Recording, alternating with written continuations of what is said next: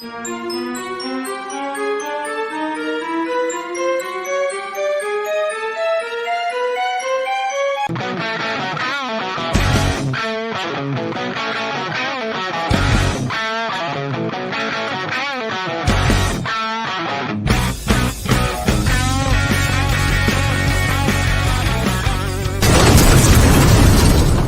right, welcome back, everyone. I got a special guest on. I met him at the One Rental at a Time Vegas event. First time meeting him in person. We have been in contact maybe over a year on social media.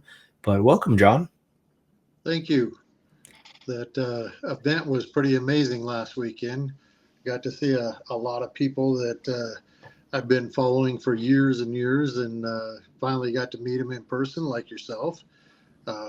Dion Talks, Lumberjack Landlord, Michael Zuber, Millennial Mike, just a lot of fantastic people that have really helped me out in my journey. So sounds like you're a big fan. So were you there at year one also last year? No, I was in Vietnam for a month last year, as you well know. Yeah, I just wanted to give you shit for not showing up to year one. But yeah, I'm glad you showed up for year two, and it was a great event. But before we kind of maybe touch on that a little bit, maybe you can tell my audience a little bit about your portfolio, your story, and kind of what you're doing right now in real estate. So I basically have had some pretty big failures in my life as far as the people I've chosen to marry, and that hasn't worked out too well. So had to start from less than zero a couple of times. The hard lessons learned right there. But 13 years ago, I decided that I was going to do this on my own, and after I had an accident and wiped out my knee pretty bad, the government decided to give me a whopping $12,000 for a partial permanent disability. So I saved that for about 2 years while I was looking, and had 5 deals fall through before I finally bought my duplex that I house hacked that I'm living in now. So the one side I've got a rental, and the other side I live in, and that pays the entire mortgage, so I'm living for free. I had so much money tied up in equity that I was a little frustrated with the fact that I wasn't making enough money to really save enough, because I live in a high cost area. So I pulled the trigger on the house about a year and a half ago, and a lot of people would think I'm insane because I turned a 3 1/8% interest rate into a 6 1/4% interest rate to be able to do a cash out refi. But with that, I was able to purchase another property that was a pocket listing. I had about 4 or 5 different agents that were looking for me, and they all knew exactly what I was looking for: small multifamily, less than 4 units or less. And I just single family doesn't cash flow here whatsoever. So you got to look for something a little better, bring in some more rents. But what they found for me was actually a single family, but the gentleman had turned part of the house into another unit. He did a horrible job, so I had to rip it all out. But it was already existing. So I went ahead and pulled the trigger and bought that house, and I renovated the upstairs, which is a 3 bedroom, 2 bath, and turned that into an Airbnb. In the last year, I've had it going for just over a year, so I had a good data points for the 2024. I did 63,500 in revenue, and I had 50,000 in expenses. So a little more than $1,000 cash flow per year, per month, excuse me. Okay. Before we dig into the short-term rental side, I may have missed it. Did you mention what market you're in? I'm in Reno, Nevada. Okay. So like you said, high cost of living area. and your interest rate seems like it not quite doubled, but almost doubled in a sense. How It did did double, yes. Yeah, how did you kind of, I guess, factor that in, or what calculation did you use, or what made you pull the trigger on that? So I wanted to only pull enough money where I knew that the rent next door would still cover the payment, even with the interest rate doubling. And it gave me enough money to put a down payment and all the closing costs plus the renovation fees. Okay. Yeah, I think The, for a lot of people, right, that's the tough decision for them to let go of that low interest rate, right? So, it was a tough decision, but I looked at it as I'm probably about the same type of cash flow that I would have been previously because I had such a small amount of loan as well as the interest rate. My payment was only about 780 a month. So it was very low. And now it's about 1800 a month. So, that $1,000 difference is about what I'm making on the Airbnb. However, now I have two properties that are able to appreciate, plus the downstairs that they had previously done as a second unit. I am working with the city of Reno to get the zoning changed so that I can do an ADU there.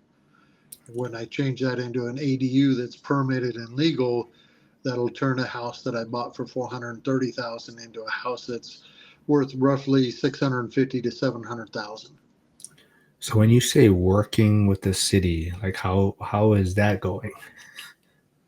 Well, first I had to advocate to get it on the city council's radar to begin with, which they'd already tried doing this a couple times before in years past, and it hasn't really uh, worked out very well. But I don't think they had anybody really pushing for it with all the current legislation. Plus, there's been some pretty big strides with California and the federal type of laws that are out there, as well as people like that ADU guy that has advocated very well where he's at, and other states around that are have all of this already working in their states. They've already gone through the growing pains of what restrictions look like and what works and what doesn't work, and I've been trying to give all that information to our city council. Sounds like a pain. It is. Absolutely. It is a pain. However, this has always been a long term play. I knew that the property, even long term, would be able to barely break even. And that's why I went with the short term model so that I could actually make some cash flow on it. And then, soon as I get the downstairs where it's built out and legal, that should bring in approximately 25,000 per year, and it won't have hardly any expenses because the upstairs is already paying for everything. So it sounds like, were you kind of also like, maybe for me, I was always headed down the path of just relying on my pension and these type of retirement accounts. Was that kind of your vision before you got hurt and things like that? Truthfully, I have always been able to outwork everybody around me. I have typically worked weekends because I've always managed properties for my parents and as well as my cousin. So I have 8 additional properties that I manage on the weekends. So I always had that work ethic, but unfortunately, I never had a plan before. So, I just went through life and said, okay, well, I'll just work hard and I'm good to go. And, that was a poor plan for sure. So once I started getting dialed in with all the podcasts and listening to everybody that's doing this properly, well, I figured out, okay, I need to get some steps in place and figure out my budget, figure out, where I've got expenses, figure out, how I can improve that and, embrace the suck basically. so that I can start making some strides towards doing much better with my finances and investments. I know that I don't have enough time for traditional retirement accounts to be able to do their compound interest. So I chose real estate, and I really like doing real estate. My family's been doing it forever. My grandmother had three rentals. Great grandmother had three rentals. My parents have four. My cousin has four. I've got several now, and I'm trying to teach my son how to do this so that he can have a leg up in his investing future. So you said, you follow Zuber, Lumberjack, Dion, Millennial Mike, and I know Millennial Mike kind of dabbled in it, but none of them really do short-term rentals. So No, so why why did you decide to go down that route? well, the property I purchased was not going to really make any money as a long term rental. So I wanted to try a different strategy. I've been doing long terms for probably 20, 25 years, managing properties for my parents. And I knew the long term game very well. However, I knew that that property was going to barely break even. So I wanted to go ahead and try doing short term and see what that was like. And if I needed to pivot, I could always go back to long term. But I knew that a short term play, if you do it right, you can make significantly more money. And that's turning out to be true. And what has been your experience so far with short-term rentals? It's a crap ton more work, but I am making money with it. So I don't have enough time like a lot of folks do. When everybody says that oh, everybody, doesn't matter what the deal is. When it's 30 years out, it looks like a fantastic deal. I don't have 30 years. I have 6 before I would like to retire. So I'm trying to supercharge every piece of what I can do to increase those revenues and bring better money in. I love that. So, I mean, what's been your experience with like the bookings and guests? Because I manage some short-term rentals out in Hawaii, and yeah, some of the guests amaze me with some of their questions they ask. I started out at the time I was a heavy equipment mechanic at an Army base. So I knew I wasn't going to be able to answer guests very quickly with greasy hands and, arms in grease and oil and what have you. So I hired a manager. I thought that he was going to be great because he had 9 years experience and had 900 good reviews. So I thought that was a great track record. When I spoke with him, he was very knowledgeable and sounded like he was going to do well. And I quickly found out that wasn't the case. Within the first 9 guests, he gained 3 bad reviews. The third one, he actually got me suspended off Airbnb for 3 days. I was very upset with him because we had a group of 4 people coming from California, but they didn't tell us that one of their group was flying in.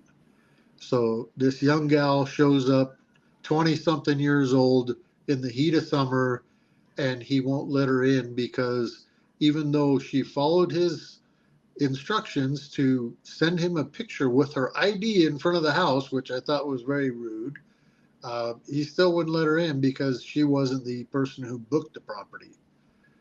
So I let her in. I was able to automatically use my phone to unlock the door so she could get in and get in the AC. And they were understandably upset. They said that the property was beautiful, everything was nice, everything was clean. However, they didn't feel welcome, which I didn't think they felt very welcome either when my manager was acting that way. So I shut down the property for about a month so I could finish out my contract with them for 3 months. And I took the hit on the money so that I didn't have any more bad guest reviews. After that, I did it by myself. So how are you doing it with your greasy hands now then? Well, I've since then gotten a promotion. I work in the office now, and I do continuous process improvement. And I have hired a different manager, and he's doing very well. He's not even in Reno, he's in South Dakota. And he does a great job for me. He's got me on Verbo, Expedia, Google Vacation Rentals, Booking.com. We're our own booking site, so we're out in a lot of different places, but we're making good money with it. And he's got people there that can deal with the guests when it's in the middle of the night, and I don't really want to have phone calls at that time. So working very well now. Well, that seems to be working out. I'm glad. I want to follow up with you in a year and see if you're still going to be doing short-term rentals. I mean, I know it can be taxing, but it definitely cash flows a lot more, right? Well, it depends on how you do it. There is a lot of oversaturation in Reno. I believe it's over 1,500 Airbnbs in Reno. So they have lots of choices here. And for me, my strategy, because I've studied a lot on short terms as well as long term stuff with the YouTube channels. And for me, I like doing a different type of experience for my guests because I don't want mine to look nice but boring like a motel room. I did a lot of traveling over the last week to Texas and Las Vegas, and the hotels I were in were exactly that, very nice but boring. So I don't want mine to feel that way. So I've done some theme type of stuff with mine that the name of it is Reno's Rustic Hideaway. And if you want to look it up on YouTube, you will see some fun things in there where I've done with different wildlife that just adds the experience for the area around here, the type of wildlife you might see. Put in the hot tub, fire pit, all that kind of stuff. So there's lots of outdoor activities as well, and try to make the best experience I can for my guests. And what is this YouTube channel name? It's deconstructing dreams, a financial journey. All right. Well, we'll put that in the description later, but anyone can go check it out. Go subscribe. Go see what he's working on. But usually I'd probably ask my guests maybe what advice they could give a new investor, or maybe kind of what struggles they've encountered. But since you were at the event in Vegas, the one rental at a time event in Vegas, what was your takeaways? I mean, are you kind of sad you missed year one? Are you looking forward to year three? I mean, what did you take away from the event? Well, when I was in Vietnam for year one, I was still getting all of the YouTube hits from all the people that were there. And yes, as much as I was having a great time in Vietnam, yes, I was wishing that I was at the event as well. So I made a promise to myself at that time that I would not miss year two. And I am very glad that I spent the money to go there, especially with the VIP ticket, because it gave me access to all the different people that have meant so much to me. They taught me so much, and for any beginning investor, I would say just get that baseline, start working on that budget. When I don't care if you save a single dollar, that is at least a place to start, and you can start making strides toward it. Increase your skills so that you can get better jobs. When people talk about side hustles, the best side hustle is overtime. If you can work the overtime, that will increase your ability to look good at your job that you're currently working, plus give you better hourly wages, and hopefully get you into a promotion. While you're doing that kind of stuff, you're going to get your DTI lower, your debt to income ratio. You're going to increase your credit scores by keeping your credit card usage low.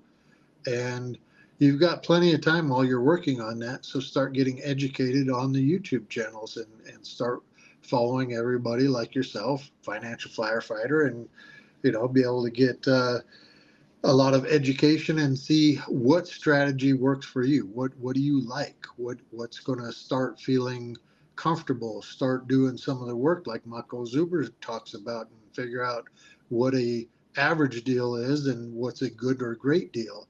You can get all that pre-work done while you're working on increasing your savings and your credit scores and things like that, and that just sets you up for success.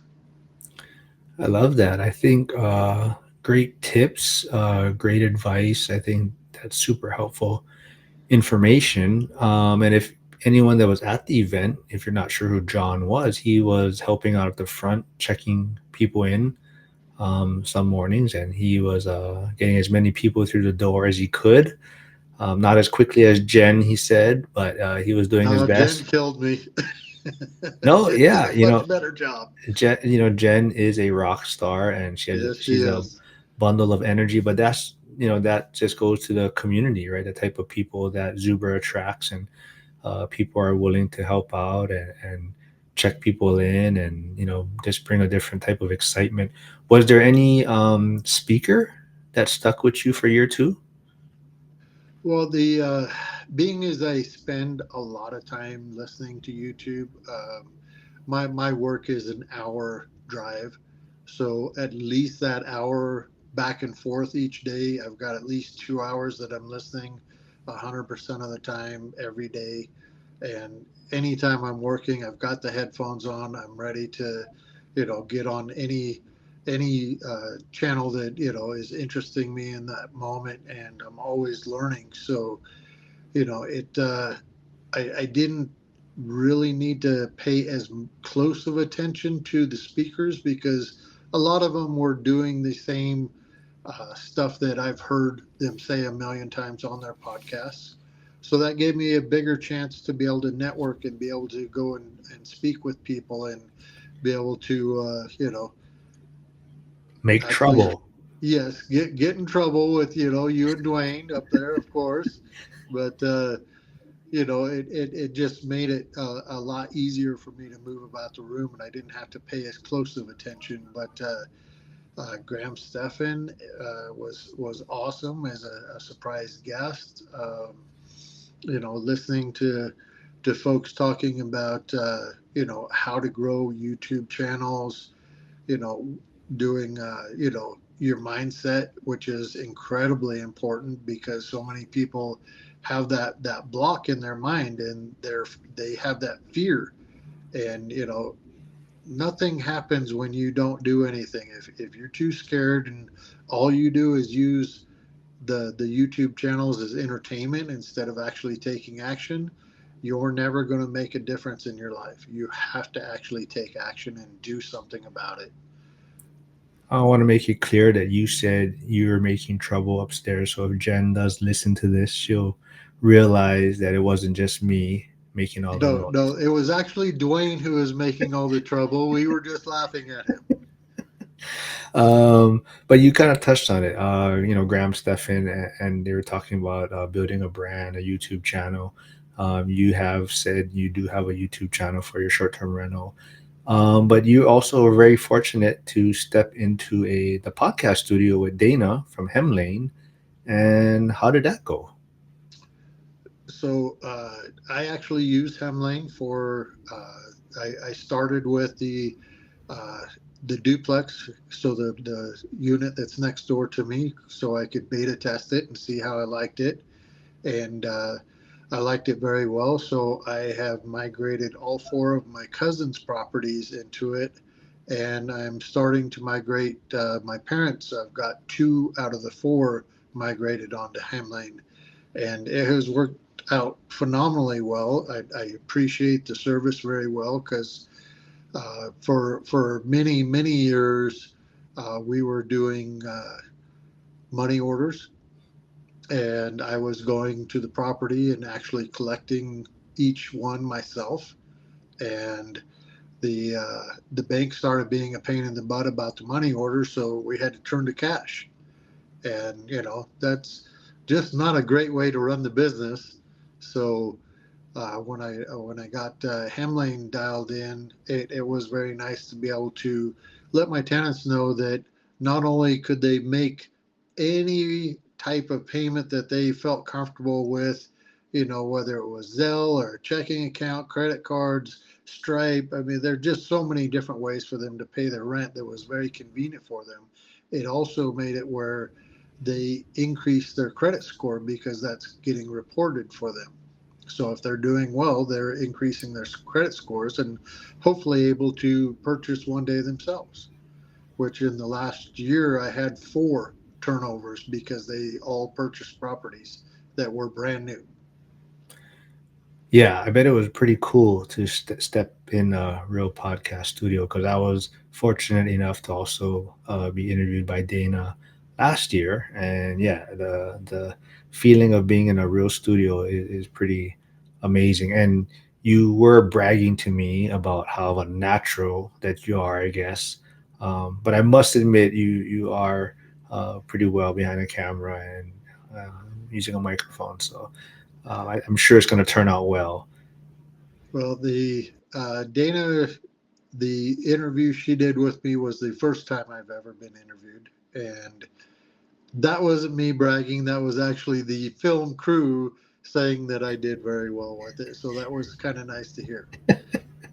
Well, then you brag to me about them bragging about you. How's that? Of course. Yeah, Vegas was a fun time. Like I said, I'm glad I got to meet you in person, and it was a lot of fun. I think I kind of even from last year.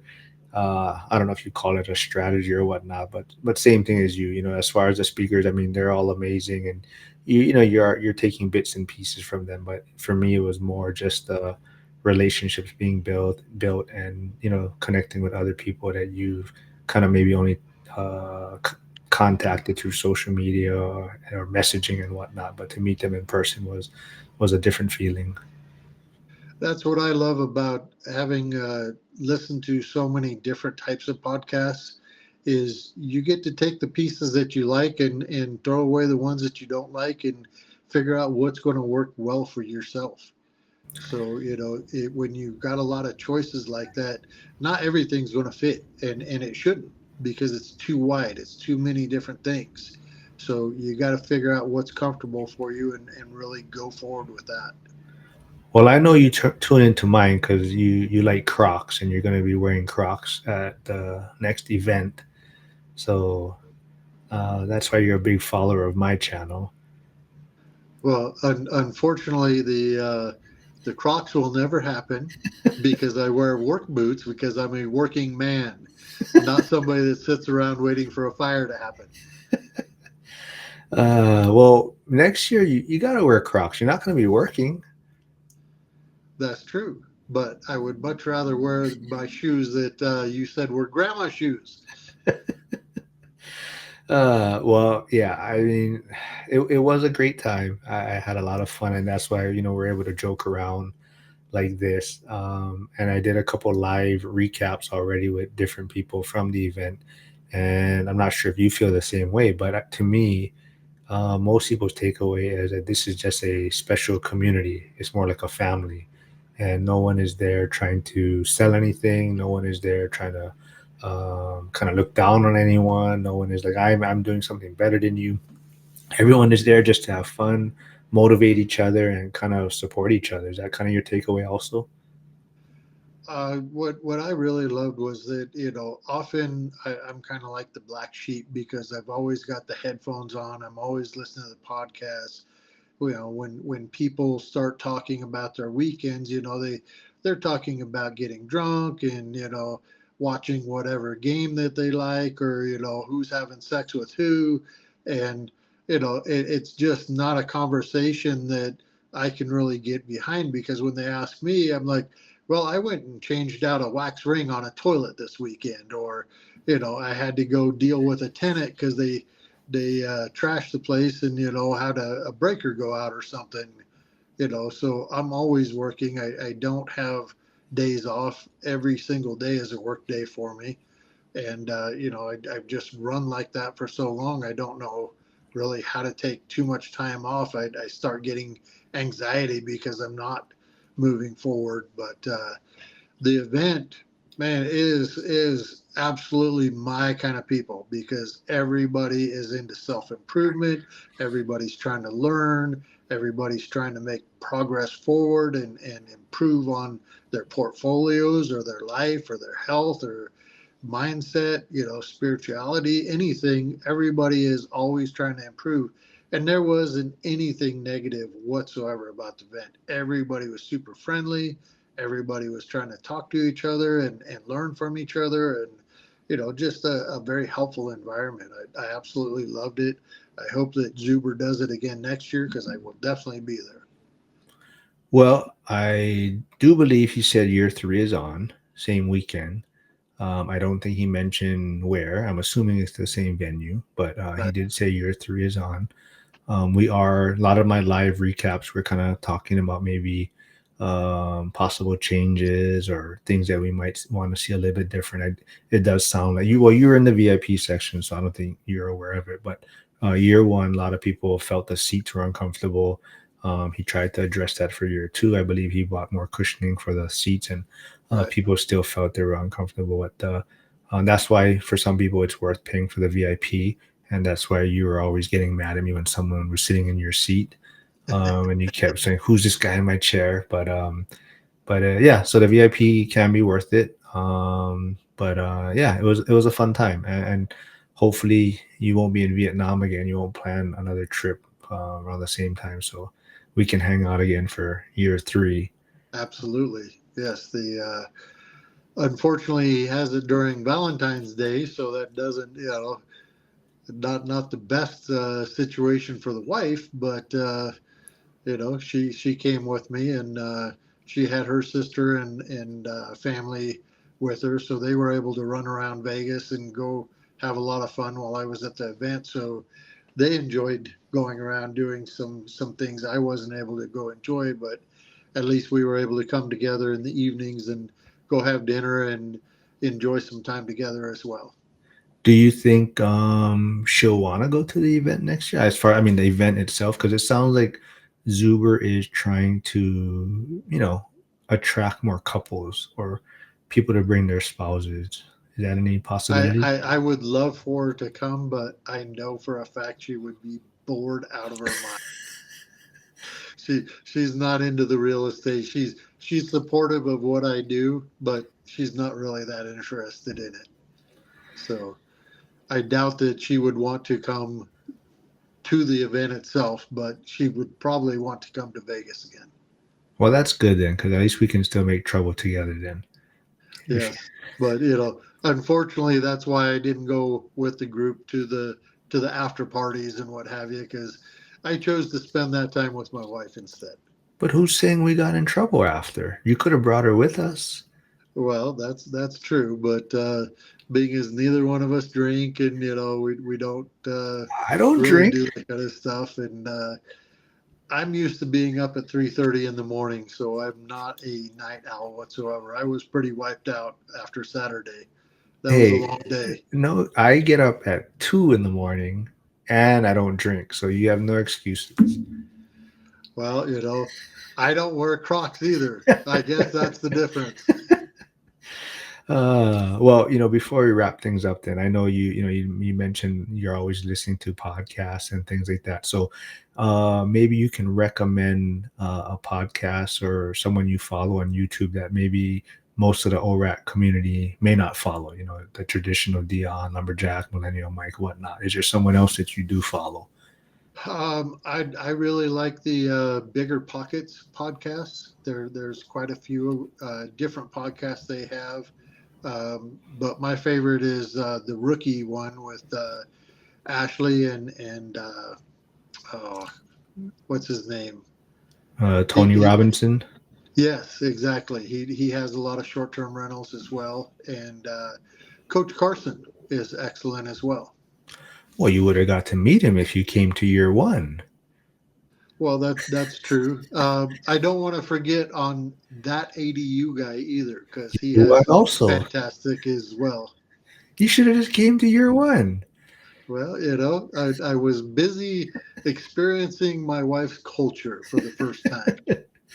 Well, I'm glad you made it to year two. I mean, you made it a lot more fun than I ever expected. I touched on some of my lives. I actually wasn't that excited for year two as much as year one. But after it being completed now, I can definitely say year two was a lot more fun for me. And you're definitely a big part of that. I mean, I enjoyed a lot of people I got to hang out with, and it was a fun time.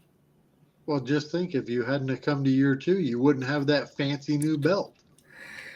That is true. Yeah. Well, you know what? Maybe I would have because Frank's still gonna get his. I'm sure he didn't. He wasn't able to make it. He had to cancel. Yeah, but Um, he had a good reason you would not have. that is true. That is a good point. But yeah. So, you know what? Let's wrap things up then with maybe who would you like to see on stage next year? Is there any special guests that you'd want to see on stage? Well, I didn't get to see the two people that I recommended there, that ADU guy and Coach Carson. So I'd love to see them return.